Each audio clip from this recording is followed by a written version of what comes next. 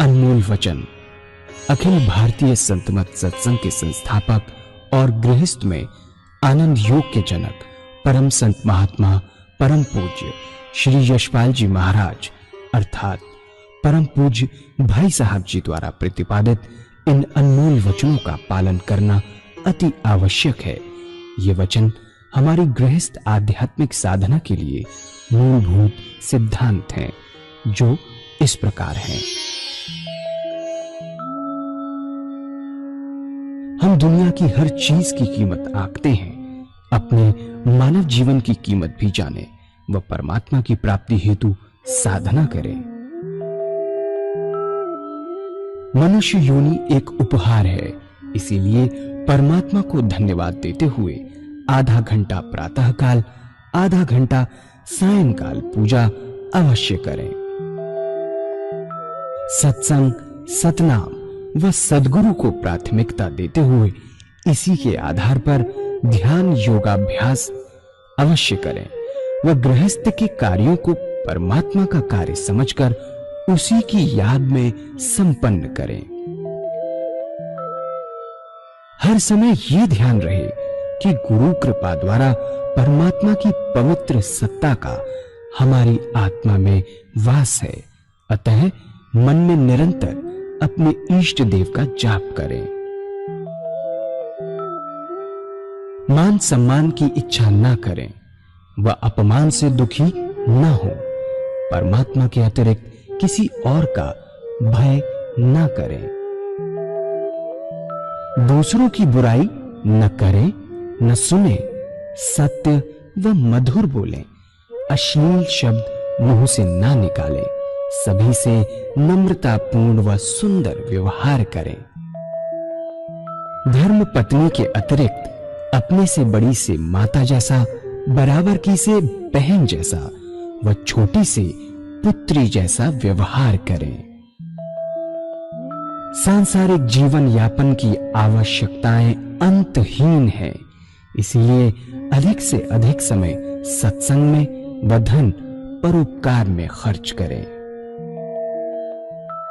याद रखें, न स्त्री माया है, न धन दौलत, न ही परिवार। माया वह है जो हृदय को परमात्मा से दूर हटा दे। अतः निरंतर सत्संग और सद्गुरु की शरण में रहने का प्रयास करें। भोजन अपने इष्ट को अर्पण कर प्रसाद रूप में परमात्मा की याद में करें। रात्रि में सोने से पहले अच्छे बुरे कार्यों का आत्मनिरीक्षण कर उसका समुचित पश्चाताप करते हुए ध्यान करें व प्रभु की गहरी याद में ही विश्राम करें। परमात्मा तू ही है, तेरी इच्छा पूर्ण हो।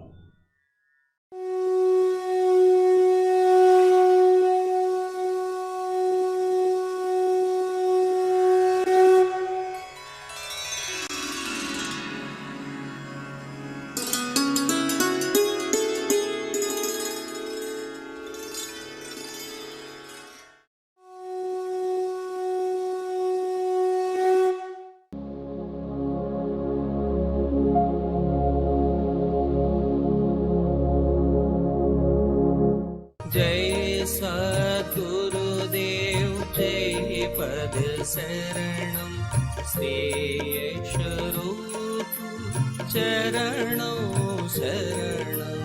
जय सद्गुरुदेव जय पद शरणं श्री स्वरूप चरणों शरणं। अपना कंसंट्रेशन हार्ट की धड़कन पे लगाएं, बड़े आराम से। कुछ समय बाद आपको हृदय की धड़कन सुनाई देने लगेगी। उस हार्ट की धड़कन पर आपके इष्ट का नाम निकल रहा है, ये महसूस करना। निकल रहा है, हृदय ओम ओम कह रहा है, जवान नहीं कह रही। पहले जवान से कहते थे, अब जवान नहीं कहेगी, मूक हो जाएगी। भजन कहते हैं 2 घंटा, बहुत से भाई लोग भजन करते हैं, बहुत से मूक हो जाते हैं, अंदर से आवाज निकलती होती है। प्रैक्टिकल आपको बता रहा हूं तरीका। ऐसे इसके अंदर जैसे ही आप क्या करना शुरू कर गए, ओम ओम ओम ओम ओम, जवान मूक हो जाएगी, अंदर से अपने आप आवाज निकलनी शुरू हो जाएगी कि हमारे हृदय जो है ओम की आवाज निकल रही है और हम सुन रहे हैं। वो स्थिति आपको पैदा करनी है। उल्टा हिसाब किताब, सीधा नहीं, उल्टा। और ये प्रैक्टिस से होगा, ऐसे नहीं होगा। जैसे जैसे प्रैक्टिस बढ़ती चली जाएगी, कंसंट्रेशन का मतलब आपको समझाऊं तो एक गिलास के अंदर दूध है, उसके अंदर 1 कप चीनी डाली, कितना कंसंट्रेशन होगा चीनी का, स्वाद। 2 चम्मच डालेंगे तो कितना कंसंट्रेशन होगा, कितना मिठास आएगी। बढ़ते चले जाए चीनी, कितनी मिठास आती चली जाएगी। ये शरीर एक गिलास की तरह है। जितना राम नाम का अपने इष्ट का जाप करते चले जाएंगे, उतनी उस राम नाम की मिठास आपके चेहरे पर बढ़ती चली जाएगी, उतनी झलकेगी। औरा बनता चला जाता है चारों, अध्यात्म का औरा आपके ऊपर रहेगा, उसकी छाया जो है हमेशा आपके साथ रहेगी। औरा बोलते हैं उसको, जो आपके संपर्क में आएगा वो भी आप जैसा हो जाएगा, आपकी तरह बोलेगा। दूसरी सबसे बड़ी बात, हम तो अपने ऑफिस के अंदर रहते थे, हमारा सीएमडी हमारी भाषा बोलता था। मैं मैकेनिकल इंजीनियर हूं और अपने सीएमडी के साथ रहा करता था। जो हमको बुलवाना होता था मुझसे बुलवाते थे बैठ के। और प्रैक्टिकल चीज तो ये जवान नहीं कह रही, शुरू शुरू में दिक्कत होती है क्योंकि आदत नहीं है। और तब आप मानसिक जाप कर सकते हो, ओम ओम ओम। उसके ओम के वाइब्रेशंस को महसूस कीजिए शरीर के अंदर, जो नाम आप ले रहे हैं उसके वाइब्रेशन को महसूस कीजिए कि दिल के हर अंग से वो नाम निकल रहा है। महसूस करने वाली बात है। तो क्या है, ऐसी अवस्था आती है ना कोई दूसरा ख्याल रहता ना विचार, उसमें ऐसे तल्लीन हो जाते कि अपना होश ही नहीं रहता, अपने आप से गायब। नींद कब आती है? कभी महसूस किया है आपने? एनालाइज कीजिए कि जब आप सोने जाते तो नींद कैसी आएगी आपको, कैसे आती है? जब तक आपके मन के अंदर विचार चलते होंगे आपको नींद नहीं आएगी। जहां विचार में विश्राम लगा आप स्लीप पर चले जाते हैं, और जो रह जाता है वो सपने में आ जाता है। हर चीज को एनालाइज करना बहुत जरूरी है, साइंटिफिक तरीके से हर पहलू को एनालाइज कीजिए कि जिंदगी का हर पहलू कितना इंपॉर्टेंट है हमारे लिए। उसकी इंपॉर्टेंस को एनालाइज करिए, एनालाइज कीजिए कि उसके एक्ट को परमात्मा ने इतना सुंदर जो शरीर बनाया है, उसके हर अंग को, हर थॉट को, हर सोच को एनालाइज करना बहुत जरूरी है। एनालाइज कीजिए, महसूस कीजिए उसके, बेकार जिंदगी खराब ना करें अपने। एक एक पहलू को एनालाइज करें कि इतना सुंदर चीज बनाई है। संसार में वो चीज है ही नहीं जो आपके अंदर है, परमात्मा ने वो चीज दी है। उसको देख के जितनी भी मशीनें बन रही हैं सब ऑटोमेटिक मशीन उसी से बन रही है। महसूस करके, देख के, महसूस करते प्रैक्टिकल में लाते, महसूस करते प्रैक्टिकल में लाते, नई चीज बना देते। ये है पूजा का तरीका, बड़ी शांति मिली। ये विशेष तरीका ऐसा बताया, चित्त की एकाग्रता होगी, सुषुप्ति की अवस्था होगी, सुषुप्ति से सहज समाधि में प्रवेश करेंगे। हमारे यहाँ आते सत्संग में 2 घंटे कोई मेडिटेशन कराता है। जब हम अपना 500 सेंटर हमारे हैं, जब हम 2 घंटे मेडिटेशन सत्संग कराते हैं, 1.25 घंटा मेडिटेशन कराते हैं, 1.25 घंटे में किसका मन नहीं लगेगा? इतना औरा बन जाता है उस कमरे के अंदर कि जो ना चाहने वाला आदमी वो भी सो जाता है आके। कितना थका हुआ क्यों ना हो, इतना औरा होता है सत्संग के टाइम पर जब ये होता है। तो ये उसके बाद क्या हुआ, धीरे धीरे में आत्मा का अनुभव होने लगेगा। क्या मैं कौन? हम ये शरीर नहीं है भाई, हमारे 3 शरीर हैं। ये स्थूल शरीर जो बाहर दिखाई देता है, दूसरा मन बुद्धि चित्त और अहंकार, मन जिससे सोच विचार का काम करते हैं। और तीसरी आत्मा, जब आत्मा निकल जाती है तो दोनों शरीर बेकार हो जाते हैं। सारा खेल अलग अलग शरीर का अलग अलग तरीके से पूरा है जो परमात्मा ने इतना सुंदर बनाया है। तो ये इन संतों ने इस बात का विशेष ध्यान रखा कि हमारे काम का समय दिया जाए। बिजी आदमी सत्संग करें या काम करें, ठीक है। पहली सीढ़ी का दूसरा स्टेप क्या है कि हर मनुष्य भोजन करता है। आप भोजन करने में आधा घंटा सुबह और आधा घंटा शाम को लगाता है। 2 टाइम ऐसा है जब भोजन करते हैं अक्सर लोग। ये समय खाली है हमारे हिसाब से। खाली क्या है? दुनिया के व्यवहार का आप कोई काम नहीं कर रहे होते। इस भोजन के तरीके में थोड़ा परिवर्तन लाना पड़ेगा जो मैं आपके सामने रख रहा हूं। और वास्तव में हमारा पुराना तरीका यही था। अब भी बहुत सी जगह ये तरीका चलता है, ऐसा नहीं है कि नहीं चलता, चलता है बहुत से चलता है। तो क्या है, पर हुआ क्या कि वेस्टर्न कल्चर की हमारे ऊपर छाप पड़ी। वेस्टर्न हाई फूड ऊंचा हो गया। पहले हम जमीन पर बैठकर भोजन करते थे, अब मेज कुर्सी पर बैठकर भोजन करते हैं। इसमें कोई नुकसान नहीं, कोई हर्ज नहीं, बड़े आराम से कर सकते हैं भोजन। विशेष अर्थ क्या है कि जितने दुनिया के वार्तालाप है वो खाने की मेज पर बैठ के करते हैं। आजकल तो बहुत आसान हो गया, मोबाइल रख लेते हैं, देखते जाते हैं, खाते जाते हैं। मोबाइल का जमाना है, फोन आया तो उठा लेते हैं उसको। इस तरीके में परिवर्तन लाना पड़ेगा। विशेष अर्थ क्या है कि दुनिया के जितने भी वार्तालाप हैं वो खाने की मेज पर होते हैं, क्योंकि हमने आपको वेस्टर्नाइज कर लिया, पश्चिम सभ्यता को अपना लिया। इस तरीके में तब्दीली लानी होगी यदि आप आध्यात्मिक जिंदगी जाते हैं। परिवर्तन क्या है कि जब भोजन आपके सामने आ जाए उससे अपने इष्टदेव के अर्पण कर दीजिए। भगवान के नहीं, अपने इष्टदेव के अर्पण करिए। हर ग्रास, हर कौर अपने इष्ट की याद में खाए। कोई भी चीज बगैर परमात्मा की याद के आपके शरीर में न जाए। कोई चीज बगैर परमात्मा की याद के ना भी है। भोजन की एक विशेषता है, भोजन जिन विचारों में डूब कर किया जाता है, खून जो बनता है उन्हीं विचारों का रंगा वो बनता है। अगर आप भोजन भगवान की याद में करेंगे तो दिन भर जब भी आप खाली होंगे ऑटोमेटिक ईश्वर की याद आएगी। भक्ति के लिए जब तक आपका खून नहीं बदल जाता भक्ति नहीं आती। भगवान श्री कृष्ण ने गीता में साधक की दृष्टि से 4 विशेष बात बतलाई। पहला आहार की शुद्धि, आहार की शुद्धि बता रहा हूं आपको। दूसरा विहार की शुद्धि। तीसरा अभ्यास, अभ्यास में शुरू से तरीका बता रहा हूं उसका अभ्यास। चौथा व्यायाम। तो क्या है, यदि इस तरीके से भोजन करेंगे जो खून बनेगा परमात्मा की याद में रंगा हुआ बनेगा। जब भी आप खाली होंगे ईश्वर की याद स्वतः ही आएगी, दूसरी तरफ मन नहीं जाएगा, क्योंकि आप भोजन परमात्मा की याद में कर रहे हैं।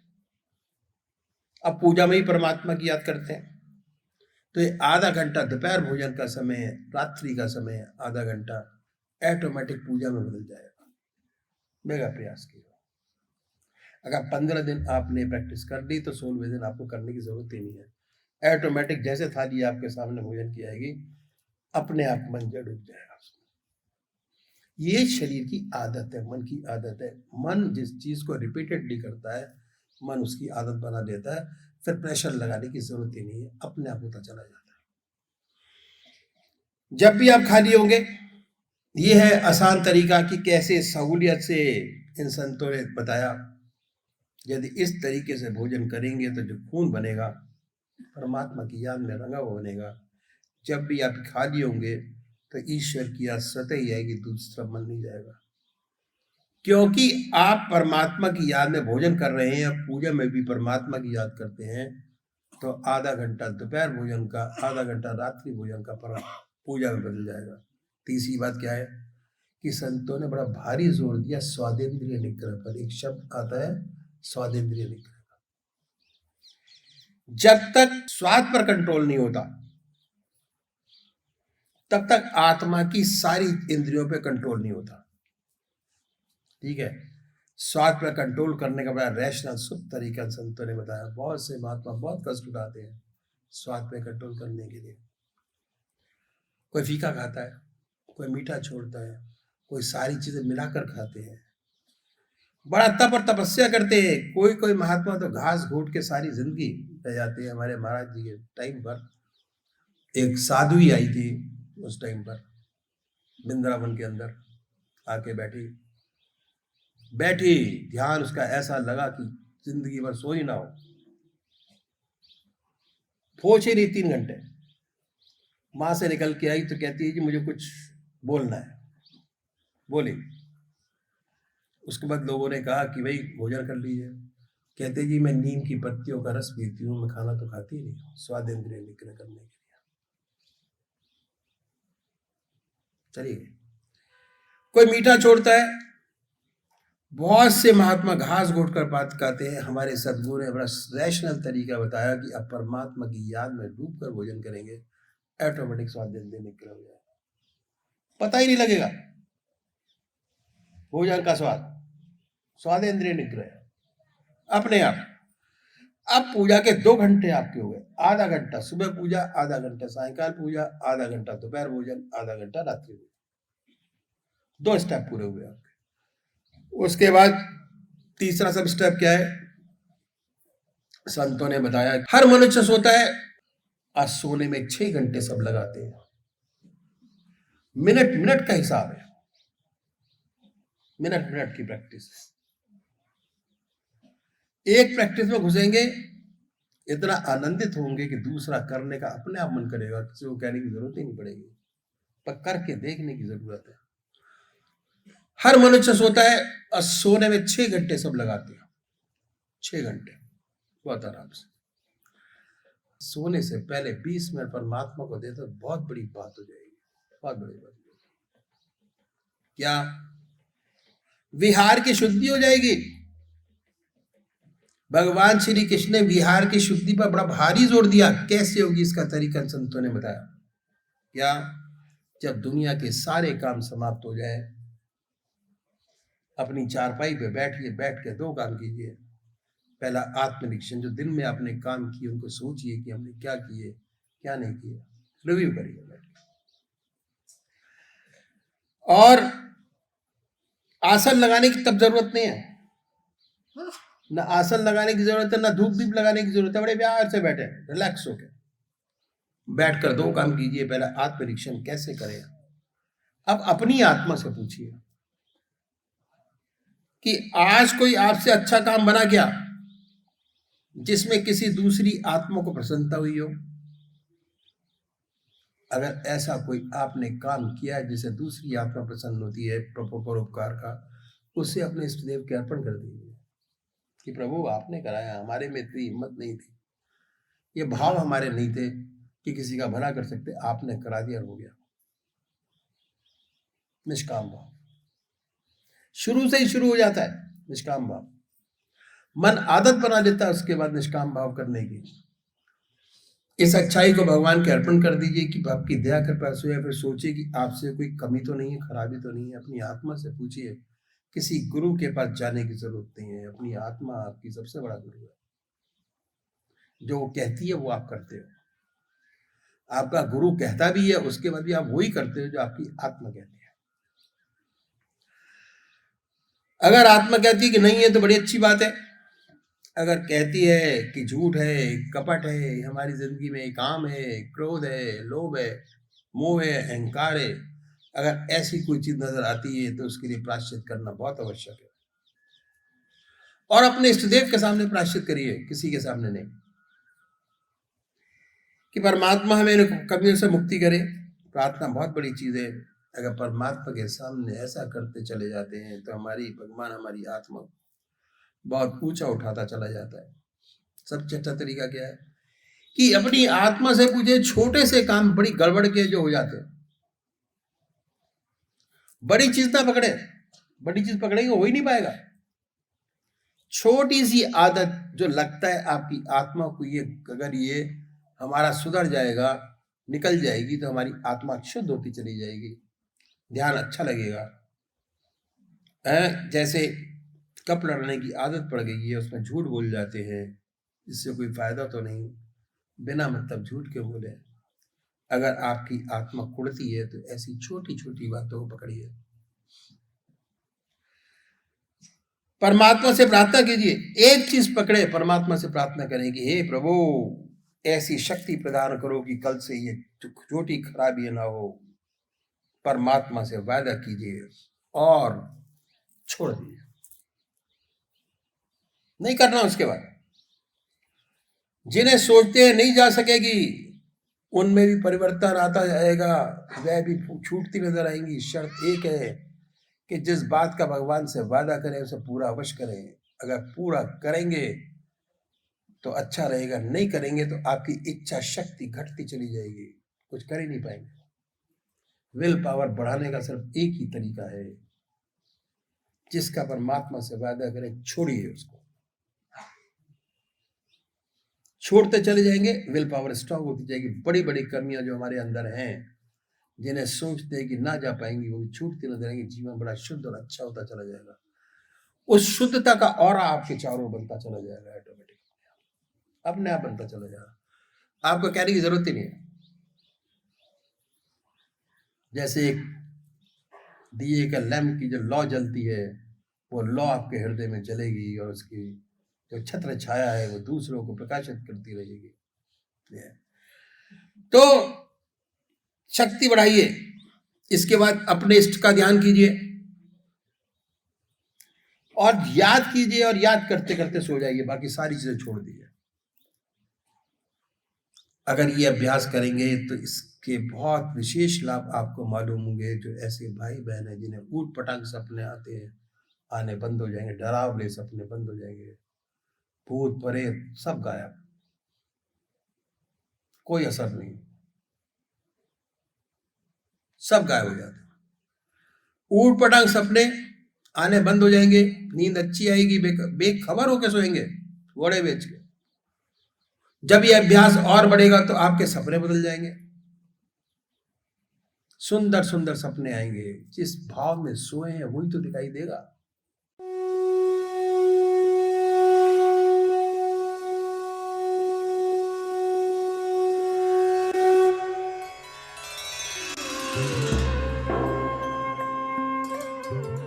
ध्यान योग के कार्यक्रम आनंद योग से निशुल्क जुड़ने के लिए संपर्क करें 9810239677।